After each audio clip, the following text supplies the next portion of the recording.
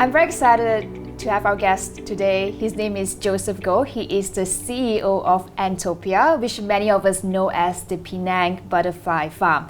Joseph has been a Vistage member since year 2006. Joseph, thank you so much for making time coming all the way to Kuala Lumpur to do this interview with me. Thank you for inviting me. Thank you so much. Joseph, your father was the one that founded the butterfly farm in Penang. That was back in 1986. Yes, correct. You yourself, you are an architect by training. So what led you to drop architecture and put on that nature hat and take over the family business? Well, I would say it's an obligation because when I studied in the States, my degree, there was a period when my father had some medical conditions. So as an elder son, by virtue, we are like obligated to make sure that we have to come back. Of course, my brother also did architecture. He continued with his masters and things, but for me, as the elder son, I took the responsibility to come back. So did you develop your passion in butterflies, insects later on when you took over the business? It was later on. It was later on because when I came back, I wasn't attuned to what the business is about.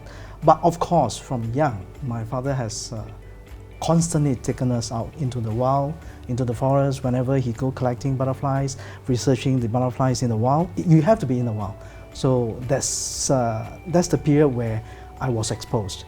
But that, I don't know why it didn't trigger me to be in this field or to turn myself into an entomologist. So, in reverse, I actually had a passion in art. So that's why I went towards architecture eventually.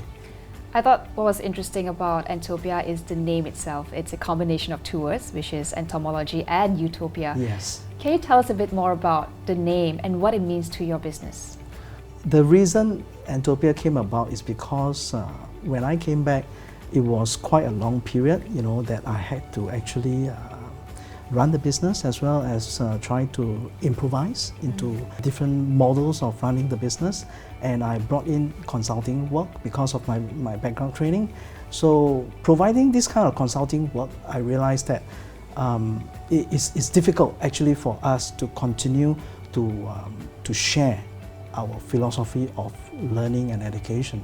Hence, I have to actually create a brand that can actually be globalized, right? Rather than Penang Butterfly Farm, which is very local.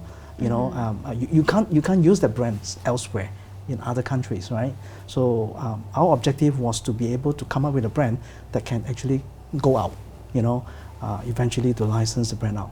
That's the reason why we rebranded Penang Butterfly Farm. And this was back in 2015. When you did it, the rebranding exercise. It took me 10 years to develop the plan. Right.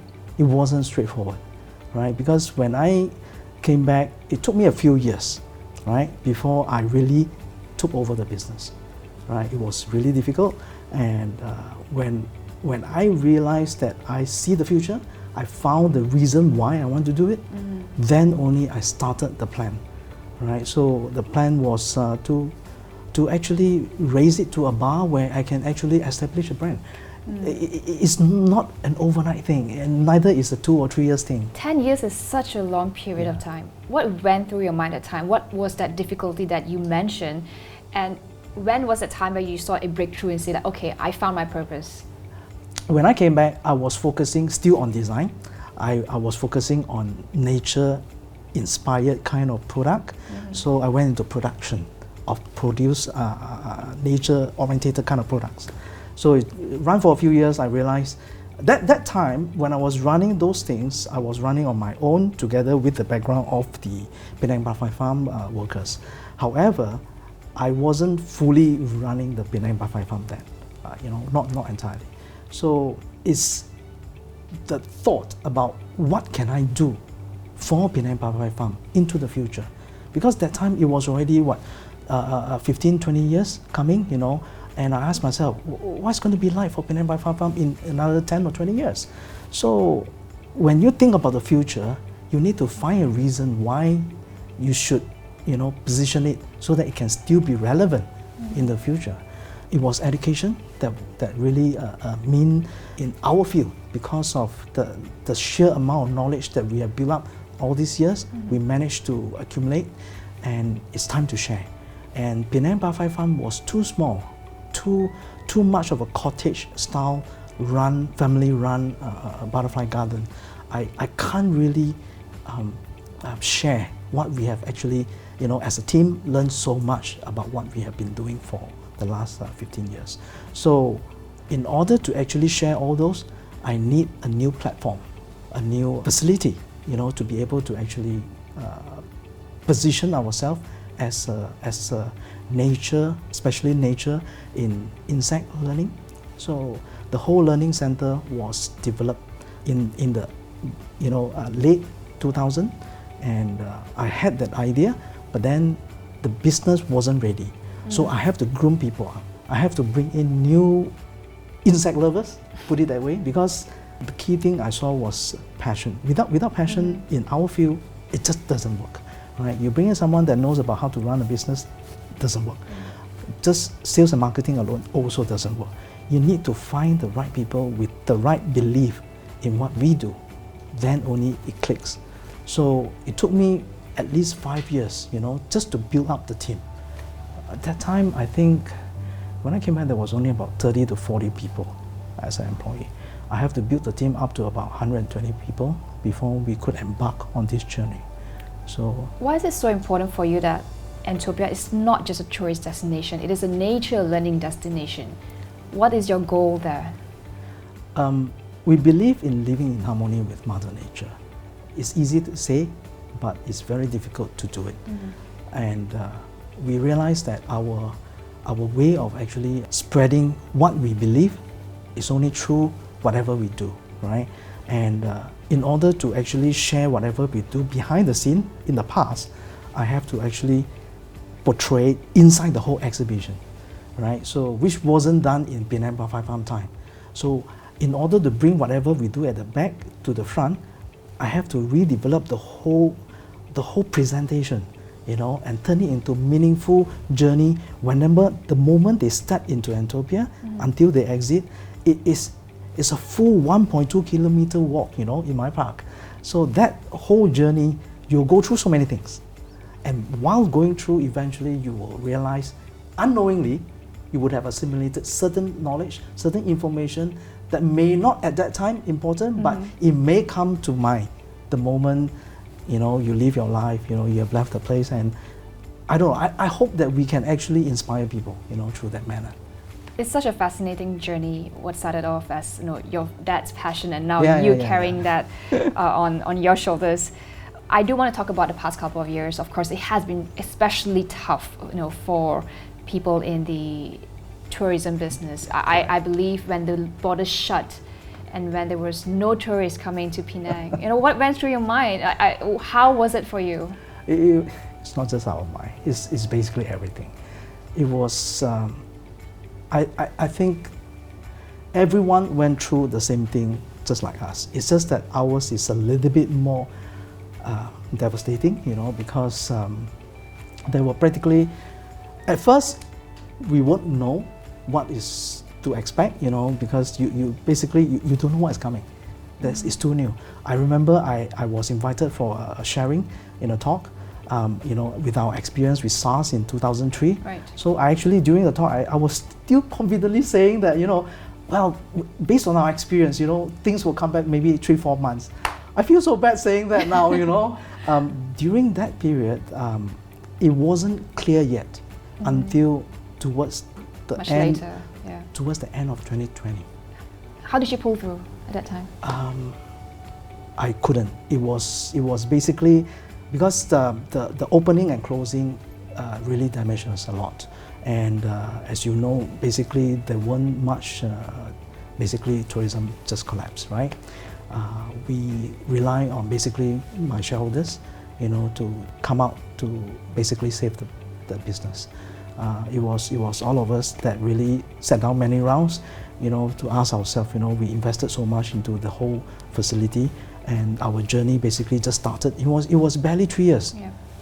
After we reopened in 2016, late 2016, I only got 2017, 18 and 19, 3 full years.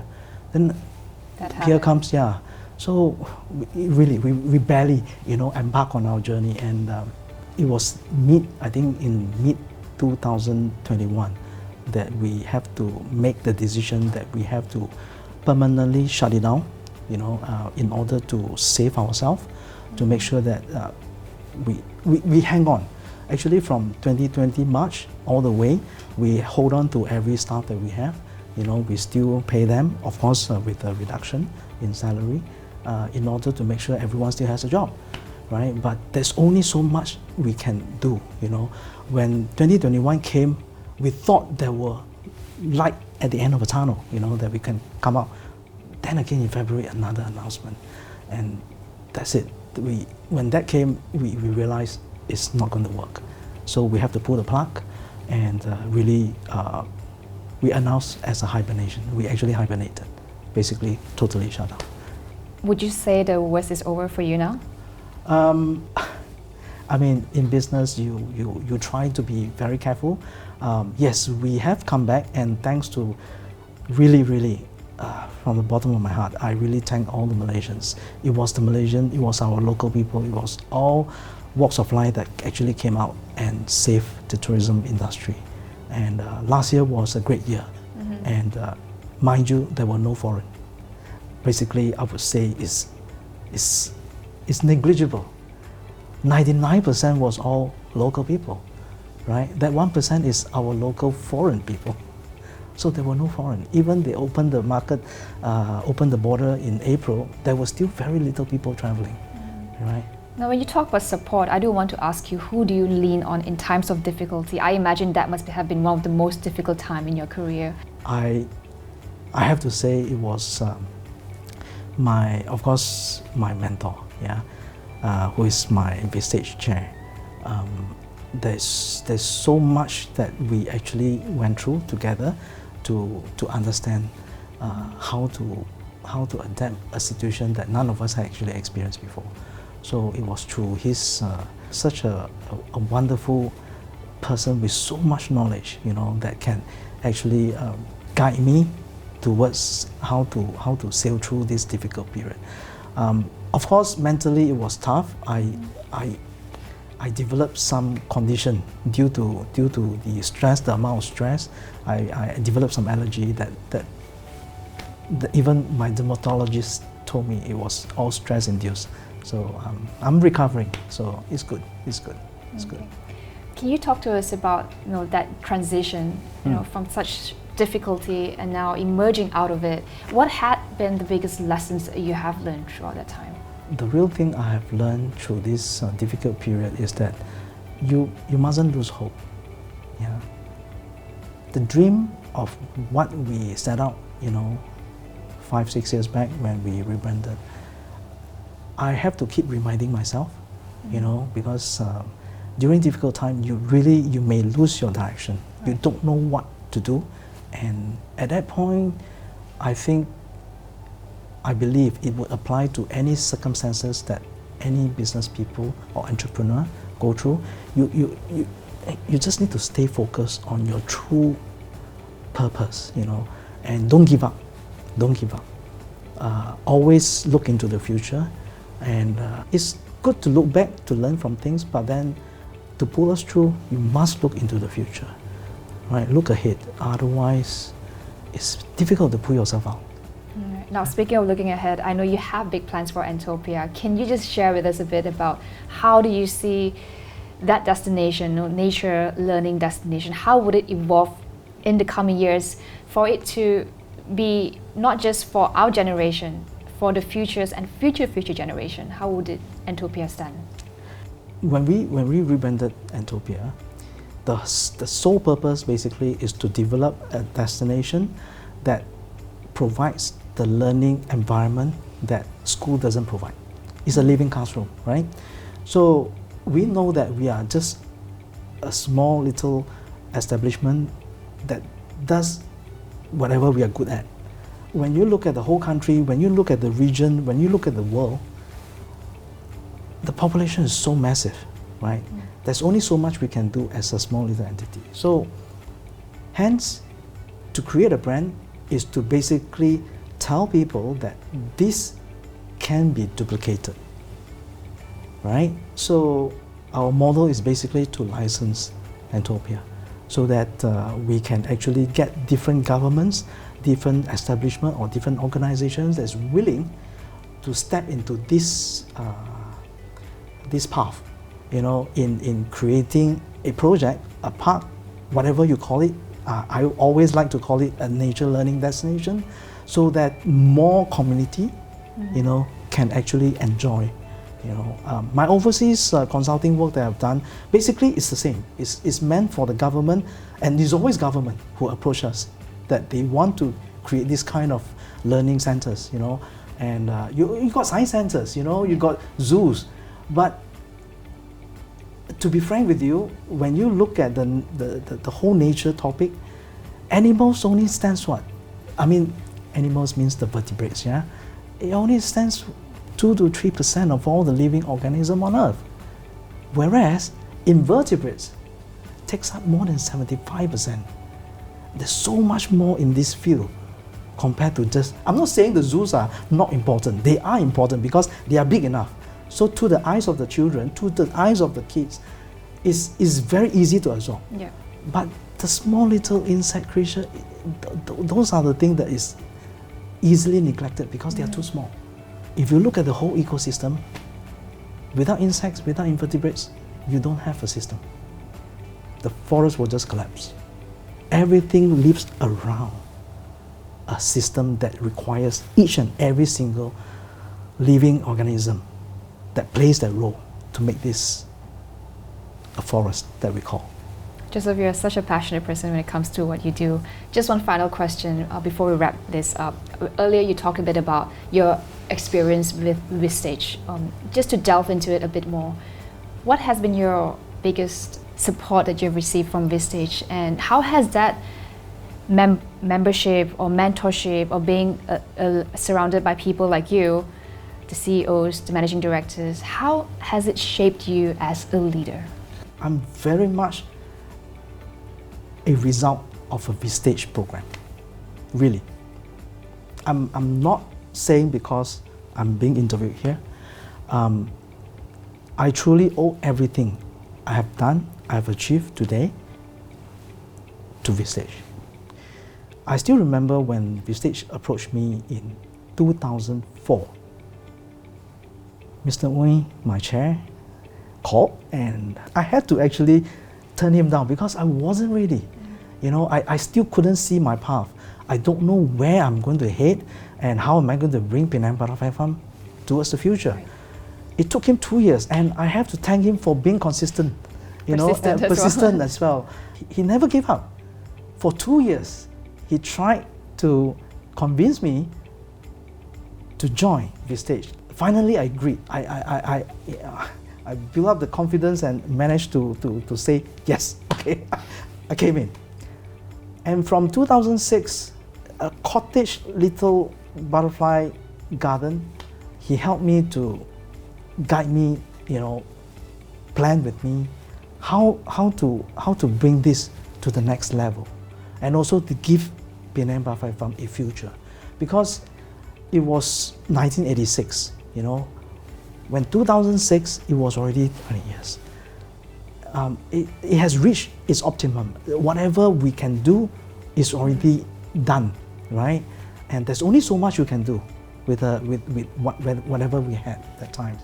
So to move forward, we go from, he basically, the whole process was to guide me towards how to actually become a proper, scalable business, right? So firstly, we focus on the manpower. So we built the team together, you know, and slowly plan towards how to establish a real project like Entopia. And every month is a joy for me whenever whenever we have our meeting. I always look forward to it.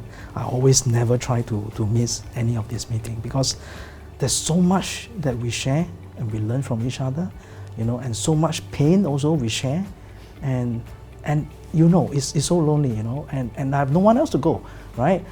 I've learned already a lot from my father, you know. Thanks to him, I have a platform, you know, I have something to work on. but there's only so much that you can take from a father. It's difficult because when you have a father and also is a business owner, he's a boss, right? Yeah. So it's really difficult.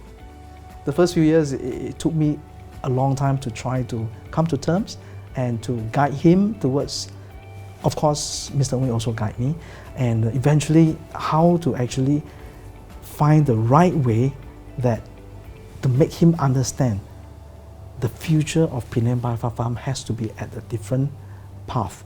You know, their generation, the baby boomers, the way they run business is different, and we also have to understand them.